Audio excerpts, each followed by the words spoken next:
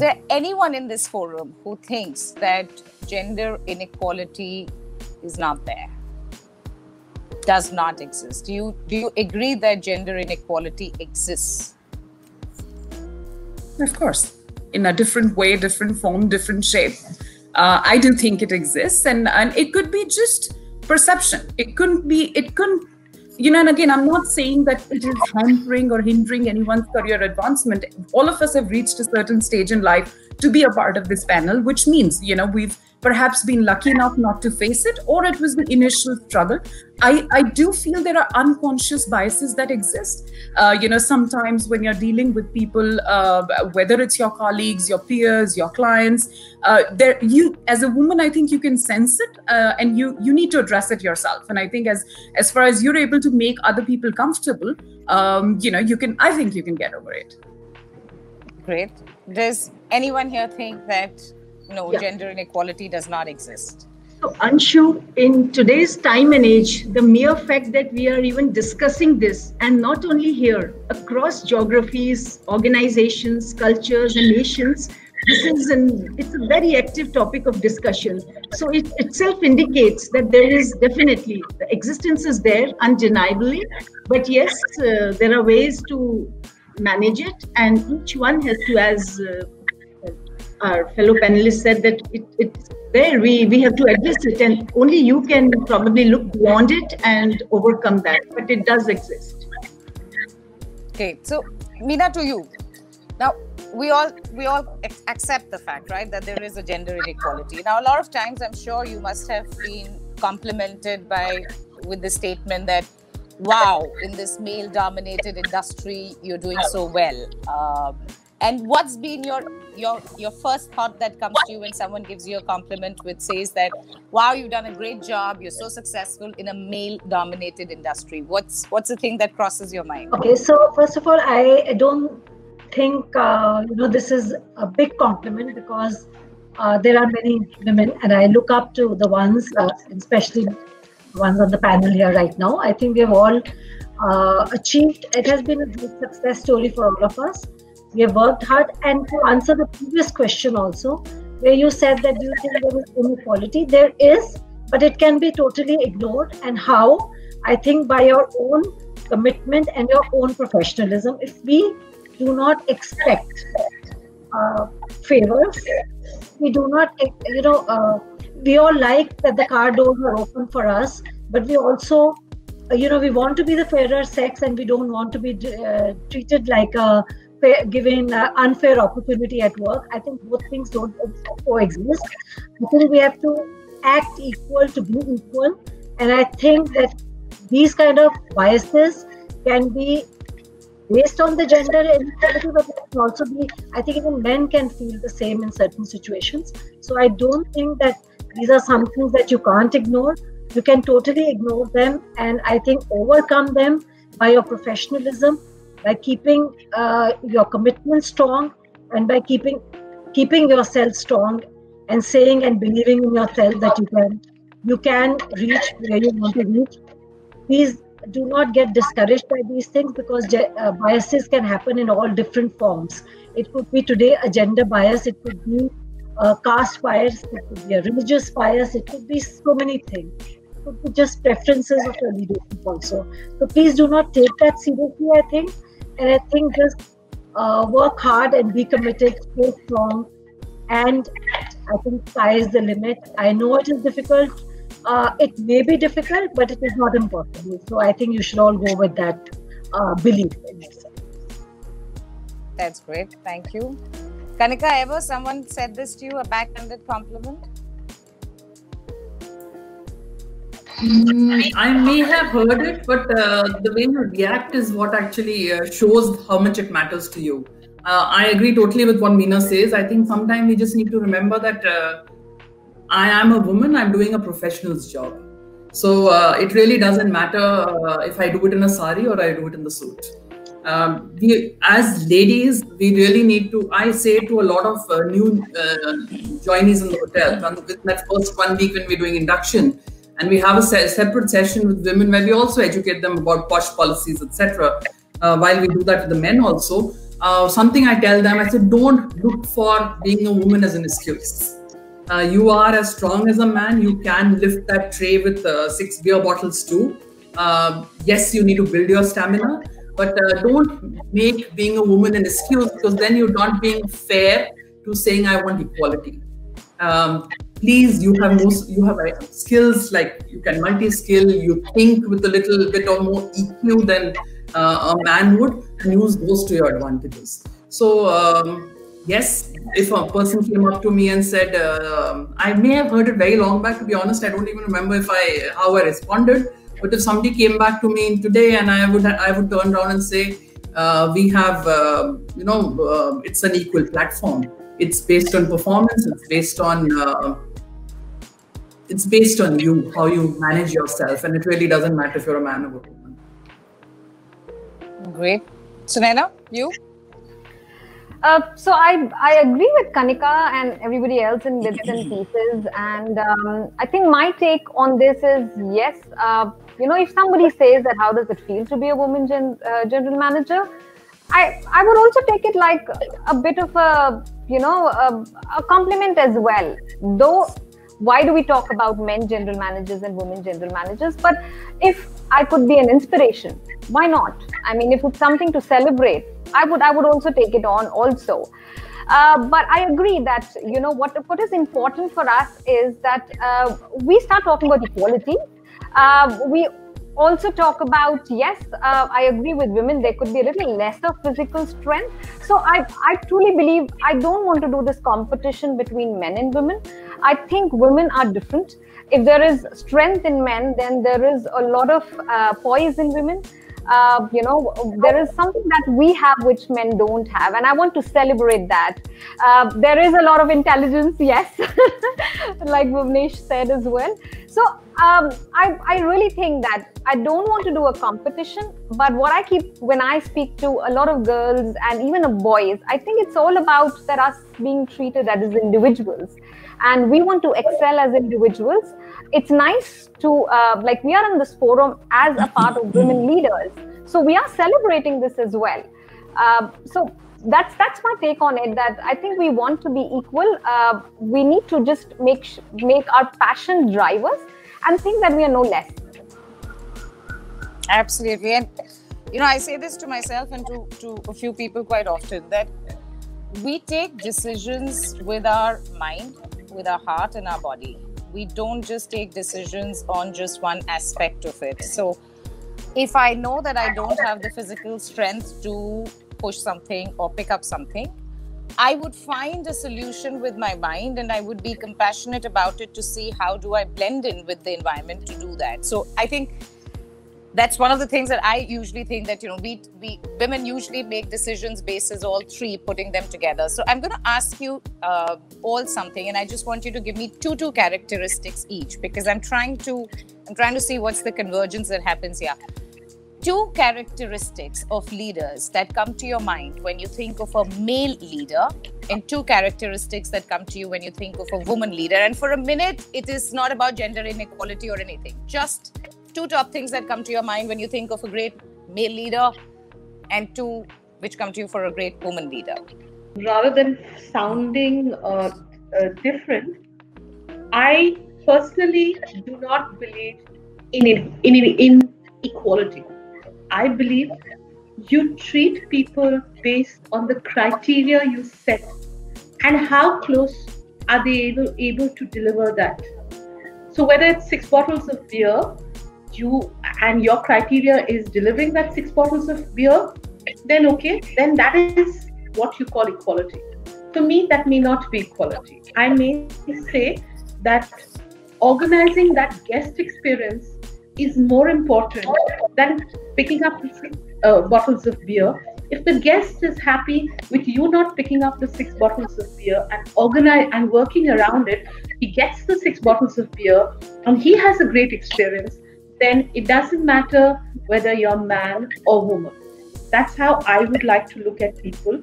I don't believe in talking about everyone being equal. I believe every task should be equal for each person, and how they deliver is how they are treated. So if a person is exceptionally good because he or she comes up to delivering that criteria, then to my mind, he is slightly better than the others. And his treatment should be a little more favored. His appraisal should be a little better. Is my take on this. Having said that, as far as women go, if you look at women leaders, one of the things that I've noticed about them is they're extremely satisfied with what their results are. So whatever their results are, there is tremendous amount of satisfaction. There's tremendous amount of pride. When somebody compliments me, saying that, oh, you are, you've I started at the grassroots and I've come to where I am, there is a tremendous amount of pride. So, and while there is humility, but tremendous amount of pride for the organization I work for, tremendous amount of pride for my support system, for the family who gave me what they did for me reaching here. Also, for all the challenges I overcame, not challenges because I was a woman, but challenges from my childhood, challenges from whatever I grew up with. There's a tremendous amount of pride that I was able to overcome those obstacles. So for that, I say as a leader, a woman leader, women leaders, I believe, are satisfied. And because they are satisfied, they tend, and listen, there are always exceptions. This is no men bashing. They're always looking at how to help the others move forward as well. Because the environment, God, the organization has been so kind to them. They are forever looking at get people to move upward. That's what I believe as far as women go. And I also believe they're very proud of even the smallest achievement gives them a great sense of self-pride. And that's what I believe a woman has when determination, perseverance, all that comes with the woman's leadership. But this is something that differentiates them from the next gender. Okay. Suman, your take on it. So Anshu, just two characteristics. Two characteristics of what you think for a lady and for a woman leader, and two characteristics for a male leader. So being equal does not mean identical. So I think there has to be a difference, and I sense that. And what I'm going to say is purely out of my experience. So I think women are, and please don't take offense, the stronger sex. Yeah. So women are more organized in terms of whatever they are good at multitasking and everything at arm's length, and they do a lot better. I mean, this is something seen. Men, yes, of course, very supportive, very helpful whenever, but they tend to think a little bit extra more about themselves. They are in that, zone, which is, yes, I take the lead. And that's predominantly is the major. Otherwise, in terms of when it comes to deliverables, it doesn't really, I've seen that men as passionately, so women, I mean, broadly, I would feel that, yes, one trait which I see is women are more, they are at it, extremely organized, everything to be, done with a lot more precision. And men, of course, would like to see that it's more about me, and women are more compassionate for sure. Men are, of course, like to take a lot more than they can probably hold. Okay. Seema? Sorry, thanks, Anshu. So I think a leader is a leader. Honestly, in terms of qualities of a leader, I think for me, a good leader, whether it's a man or a woman, would have similar qualities. One is, of course, you need to be feisty, you need to be confident, you need to be assertive. But I think in today's day and age, it's a combination of IQ, EQ, as well as AQ. And AQ could be adversity quotient, it could be adaptability quotient, right? Because I think today any leader, all of us, I think, whether it's a man or a woman, need to be agile, nimble. We need to be able to adapt and at the same time be passionate and keep our people around us motivated. So I personally don't see difference in qualities. I think if you say what comes across, quite naturally in a male leader is the being feisty and the confidence and the assertion. But in the woman leader, you tend to perhaps look more towards the EQ quotient, the fact that they bring in a balanced perspective, the fact that empathy and care come to them naturally while being a hard taskmaster. So, but I think as a leader, whichever gender you are, I guess the qualities for me remain the Meena, same. anything that you feel are qualities that a woman brings on the table and a man brings on the table that don't convert? Yeah, I think, in my opinion, and please, no offense to anyone, I think male leaders at least come across, or they would like to show that their decision is very authoritative. Whereas I think the women, at least for myself, I will speak, our decisions are more reasoned, well-reasoned. We give a reasoning along with a decision when we are announcing a decision. The male leaders, I think their approaches towards being more practical. Whereas for women, I think we look at more emotional well-being. We look at fostering a culture, building a workplace culture that is more driven by emotions and bonding and team spirit. I think we pay more attention to that than a male leader. So, which also, by the way, leads into a very, again, there are global statistics on this, and there was a McKinsey report done in 2019 which said these three things. Women tend to be, and it's a pro-woman work that was done, which was about women at workplace. Number one, they said that women are perceived to be more emotional and kind, and therefore could be perceived that they would not be able to take hard calls. The second that it said was that they tend not to negotiate for themselves very hard. So they negotiate for their workplaces, they negotiate, like you rightly said, for their people, inclusiveness. They negotiate very well for their people. They don't negotiate so hard for themselves. And the third thing is that they find it very difficult to say no.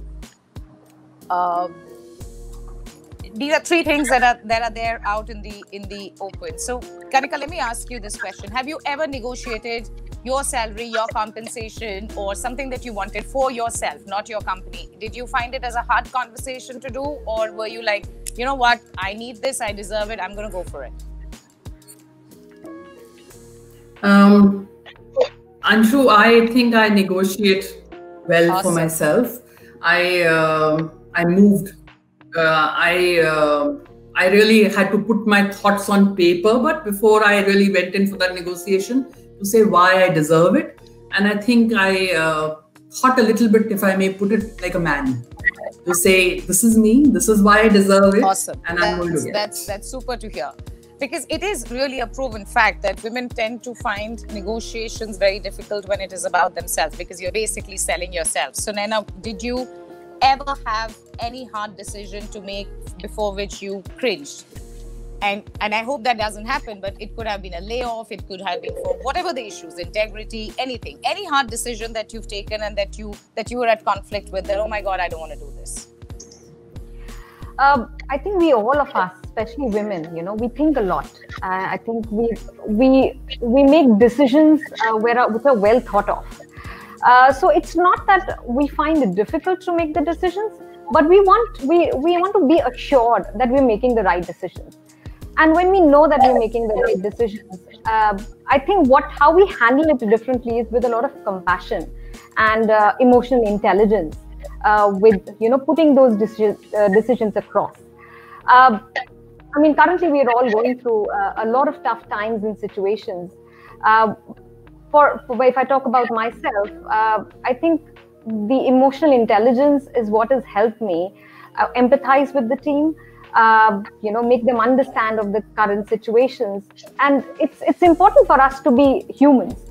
And I wouldn't want to say it as a men and women, but I think when we talk about other than these situations, when we talk about negotiations, which you were talking earlier about, I feel that women are better negotiators, honestly, because I think we've seen it from our mothers, when they would go out, buy even groceries, and even for their daily, managing household. I think this is something that we have inbuilt in us. So I personally think that women are really good negotiations. We might keep our personal preferences, or when it comes to us personally, a backseat, and that's because our emotions take over. But I think in terms of negotiations and driving and taking tough calls, I feel we are much stronger. So you're right. That's exactly what this study says, that women can negotiate very well when it comes to a lot of other things. But when it comes to their own salaries, their own compensation, or what they want, sometimes it becomes a bit of a tricky thing. Suman, is there any time that you've had a situation where every bone in your body is aching to say no, but you end up saying yes? Anshu, there have been times when you take longer to come to a decision of saying no or yes, but once you arrive at a decision, and then of course you stick by it. So there have been times when I wanted to say no and ended up saying yes. I don't recall that's something in recent, but earlier on in career, probably maybe a move to a newer location, I would take longer time to see that do I really need to go, or would I probably lose out, or is the right trade-off?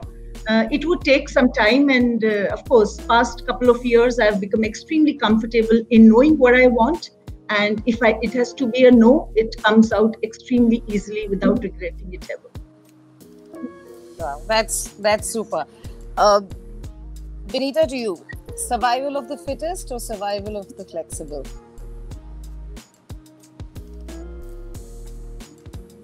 Survival of the fittest or survival of the flexible? Sorry? What do you need? Flexible. So you've got to be flexible to be the fittest. The survival of the fittest, of course. If you're the fittest, you've got to be flexible. So survival of the fittest, that flexibility is part of being fit. Taking that forward to you, Seema, the question that I had is, do you think as a woman, we try too hard? Are we too hard on ourselves? Do we try to be perfectionists because we think that, okay, I'm second guessing every decision just because I want to make sure that it has to be picture perfect? And that picture perfect would be my definition of picture perfect. But do you think we try too hard? Do you think some decision that a male colleague of yours ends up taking in a jiffy and, doesn't think too much about it, but you think and you are hard on yourself and say, I need to make it right? Yeah, and I think, Anshu, not only in the context of workplace and colleagues, I think it could be a personality type or it could be gender, because for me personally, you're right. I second guess a lot. I think like somebody else mentioned, I'd like to reason out anything and everything that I'm doing. And before I put it forward, I want to be 100% sure in my own mind before I present it. Whereas maybe in case of a male colleague or a friend, even if they're 60% sure, they'd probably go ahead with that. So I do think we're harder on ourselves, wanting to prove a point, not to anybody else, but to our own selves, just in case this scenario were to come up, that scenario were to come up, and I think we try and look at it from a 360 perspective, which I'm not sure, again, if it's a personality type or a gender, sort of a gender characteristic, but looking at it from all angles, trying to preempt what is it that the other side is going to think, what is it that the other party is going to probably say, and preempting those in our own minds, which could be perceived as being a little bit too hard on on oneself. Great. It is being hard on ourselves at times. Meena, one last question to you before we open up for Q&A. Is there any one learning that you can share with male colleagues, like where you felt that someone's, being biased because of your gender or being uncomfortable around it, and you made it comfortable for them by saying, listen, you know what? Don't worry. Talk to me as a peer-to-peer. Has there any incident, anything that you could share with us where you could help people get comfortable with you? Sure. So, we face this problem not so much with the younger generation. The millennials are more open to having a lady boss, and they in fact they enjoy a good conversation as well. But it's more like age group, like in our age group, people they have a difficulty in thinking that I could understand everything, or I could like for example, just like a security issue is happening at the hotel. Oh, don't worry, I've handled it. So no, I would like to know how you have handled it, and I would like to know if you made the right decision. So at times I face this issue even today, even with my age and experience. I still feel this issue, but over a period of time, I just just giving them a counter solution to the problem, and saying that maybe if you would have done this better, if you have done it like this, it would have been better. So maybe next time we can try that. They understand, they respect, they understand, they appreciate, and I think they come back to you for suggestions. So we are bound to face this problem because people think that women may not have understanding of a few situations, especially related to security, engineering, or whatever. But I think putting your own hands into it deep, getting to the depth of the problem, understanding it, and giving a solution that could be what is in your mind the right solution. If you do not know, please don't give that solution, because it can come back to you, back badly on you. But if you feel that your solution suits the situation better, which invariably does, because we reason things, like we said before. When we reason things, I use logic a lot. I may not know everything in the hotel. I may not know how a generator comes on in 3 seconds, but I use a lot of logic in my mind. So by using that logic, I can calculate and come to a better decision invariably, if my colleagues would accept, the next time would come back to take the decision. Yeah, very well said. I think you're absolutely right. The generation today is a lot easier and do not think differently. Maybe it is with another generation that sometimes one has to help them ease into it and say, listen, you know what, it's the same thing. Yeah. Bhuvnesh, just a quick check. Is there any way that we could check if there are any questions for the panel? There are many questions. I'm handling them. Okay. You'll see that on the chat. Yeah. I just want to, sounding very, not actually looking at the male bias or the female bias, etc. I want to give one piece of advice, however controversial it may sound. Please treat women differently from the way you treat men, because they are special.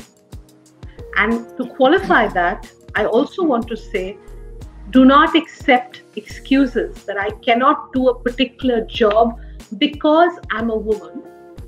Even if you have to accept that, then ask the woman, how will she compensate for a particular job she can't do, because she has so many qualities which she can compensate. And when I say compensate, means how can she bring about that differentiation to the table because she's a woman? How can she add to the strength of the team? So don't treat her equal. When I say don't treat men and women equally, treat them differently, both, because each one of them come with their strengths. And it's not necessary because you are a man, you'll have X strength. You cannot put them into silos and believe they are men, so they can do XYZ job. This is a woman, she can do XYZ job.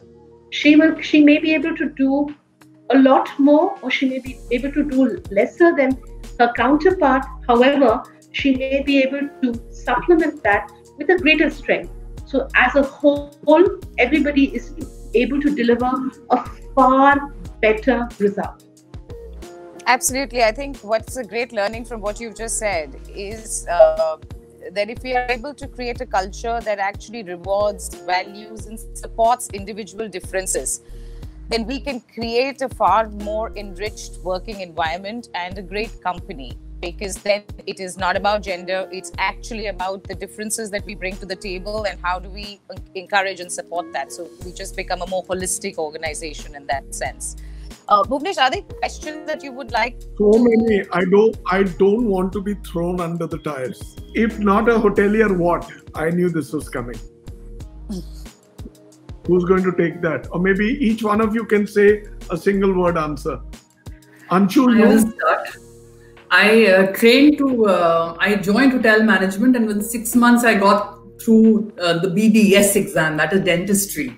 However, at that time the hotel management fees were quite a bit, and my dad, having already paid them, actually tore up that BDS confirmation which came and said, no, you've already spent on this, you're not going to spend again. So maybe I'll be looking into people's mouths today. Okay, Anshu? I think anything in a consumer-facing industry is what I would have done. But on a lighter note, I would have joined the mafia. Oh my God. I thought you would have been a pilot. Yeah. Pilot. Well, for me, it would have been a life coach. I would have loved to become a life coach, if not a hotelier. Benita? I would like to do anything I was good at because I'm sure I would have succeeded even then. All lovely. Sumanji? Mute. You're muted. You're muted. If the army was open during my time, I would have loved to be an army officer. There you are. Meena ji? I tried leaving the hotel industry in the early years of my career to go to join an FMCG. But my boss called me back and he says, how are you liking it? And I cried and I said, I'm not enjoying it at all. And he says, I didn't process your resignation. I knew you're born to be a hotelier. So I was back. All right. Sunaina? I think I would have been a tour guide. I love traveling and I like to explore. I did that in bits and pieces when I was in cruise liners, and I used to go, and that's the best time I had, just going around visiting places. Probably if I wouldn't have come back to India, I would have been exploring new places. So there's another question from Naomi. Kanika. Kanika just said dentistry. Okay, sorry, my bad. So question from Naomi, being an aspiring hotelier, wanted to know how difficult or not difficult it is to find time for family or personal life in the hustle and bustle of the industry. You guys answered it, but does anyone want to take that? Can I? Yeah. I think it is time well spent, like Benita had said earlier. And I want to give you a small example. When I have traveled with my daughter as a nursing mother all across the world, her travel bag was packed the moment she was born. So, with her and everything, I've traveled all around the world. And in her dirty teens, when children want to talk everything to the mother and the mother is coming home late, I would go beside her bed when she was about to sleep, and I could extract more information from her than I would if she was awake.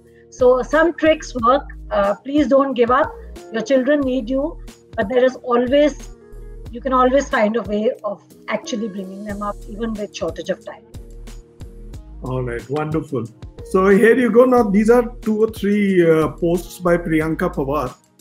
She asks, I feel we have all outgrown the fact of gender inequality and problems of inclusion.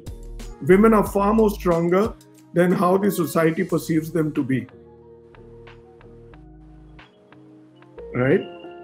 And the other one she says is, we need to ask men very soon, how would you feel to be placed equally to a woman-driven profession? Right? Do we need to ask them that question? Sorry? I don't know why would we need to ask them the question. I think most men, and I'm saying generally, respect women for their strength, for what they bring to this community, what they bring to their lives. And I don't believe we need to ask them. You can see by their actions, they have a great respect for women, most men. Excellent. If you're in the company of men who don't believe so, leave them, walk out. So honestly, I think on the job, it doesn't really matter if you're a man or a woman. Ultimately, each of us are accountable for results. We all drive numbers. We all take care of our people. So it really shouldn't matter if it's a man or a woman ultimately. It's about who you are, what you deliver at the end of the day. Yeah. Kanika, it matters to me. I feel very special to be a woman. Very special. And I believe there are a lot of things that I can get done because I'm a woman, professionally. Yes, I agree. Now the last question, if I may, because we are on time now. What are your views on the lesser privileged, the special souls, and how many opportunities have you created? Can I take that one? Yeah. Okay, so it is definitely a very good question, and it is very important also that the people from humble backgrounds also may have equal opportunity in our industry. Our industry needs to add more women in the workforce. So we run a program at our hotel, which is 25 girl children every year from humble backgrounds are trained in the hotel by the hotel trainers. This is done in collaboration with an NGO, of course. And we train them in classroom and in practical skills. And then I reach out to all my wonderful colleagues here to come and have a job fair and hire them. So far, we've already added 100 women from humble backgrounds to the hospitality workforce. Excellent. So I may want to make an observation here, if I may make an intervention. Years ago, when I started out in doing this, I loved the BW hotelier business, right? And that's why I do this myself, all on my own, right? Along with my partners. There used to be a boy from Lemon Tree who would call me up. कि आपने वो BW hotelier launch कर दी, वो subscription नहीं आई, some Aroda boy. So I said अभी launch नहीं की है, हो जाएगी. January 2015 में, this was 2014. So one day I went to meet Patu at the Lemon Tree Aerocity, right? And I said I want to meet this boy. And this boy came on his own. He was blind. I never knew that. He would respond to my mails pronto. And then I realized the guy who I was carrying a bag. So the guy who wanted to take my bag from his hand, from my hand, I said, "Yeah, I'm getting irritated. Why are you taking my bag?" He said, "नहीं, आप bag इधर दे दो, साहब आपकी wait कर रहे हैं." I said, "ले जाऊँगा." Then I realized his sleeve was there. There was no hand coming out of it. So he had just one arm. And like that, I've seen special children who've been employed by Lemon Tree, almost 30% of them. So I think that is way to go. Those are the special souls that we need to create opportunity for. For that, I really look up to Patu and Lemon Tree, right? And now Anshu is part of that system. So I think we need to create opportunities for everyone who's special. Anshu, you may want to sum up the show. No, absolutely. You're absolutely right. It's extremely great how Lemon Tree works with people with disability and now with women for their rehabilitation, women that can be helped. And I think it's not just about doing a social act. It's about giving them the ability to earn a livelihood. So I think the stuff that Lemon Tree does is outstanding, and I'm really proud to be a part of it, and starting to learn a lot of these things that can make such a huge difference. Otherwise, a lot of us want to do it. I think Patu and the Lemon Tree team and Aradhana have done an exemplary job in not just walking the talk and creating livelihoods. I think that's outstanding. That's really amazing. I'd also just like to add one more. Sorry, Anshu, I just want to quickly add that, even in Accor, we've started acknowledging, and, especially in Gurugram, we have specially abled team members working in all departments, and that too very different departments like front office, housekeeping. And what we've also realized, and I just wanted to share that, is not about comparing them, but I think they are special and they actually outdo the rest. Of course, there is a lot more that all of us can do in different, companies and organizations. But I agree with you. That is something that we need to put extra effort on. Absolutely. So let's quickly close the show. You need to sum up. Anshu? Anshu ने तो पहले ही close कर दिया. So she's there, her camera switched off. So, I want to start here. Seema, I think when I brought in the show, I forgot to speak about you. I realized. Thank you for being there, my first show with you. Yeah, it's been wonderful having you over at the show. I'll go send my center of screen as Meena Didi. Right, Meena, thank you so much for being here. Wonderful sharing the screen with you. Benita, thank you for being there. I mean, I remember my first meeting with you, which was at the Saket Sheraton, right? And you're now here heading the North for ITC, and wonderful portfolio. Sumanji, I've known for a while. Excellent retailer, and she will share with you. She's also वो अपनी किताबों वगैरह का बता देना, right? So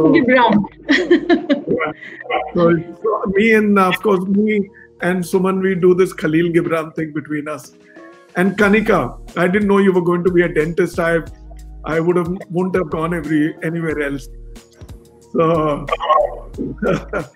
and Sunaina, Sharma, Manerker. So this Delhi Punjabi girl I read, yeah. And sorry, I'm missing out on Anshu. She's logging back in, I think, gradually. Wonderful hotelier. Pity her. I think her signal's gone down, but at the right time. Thank you all for being there.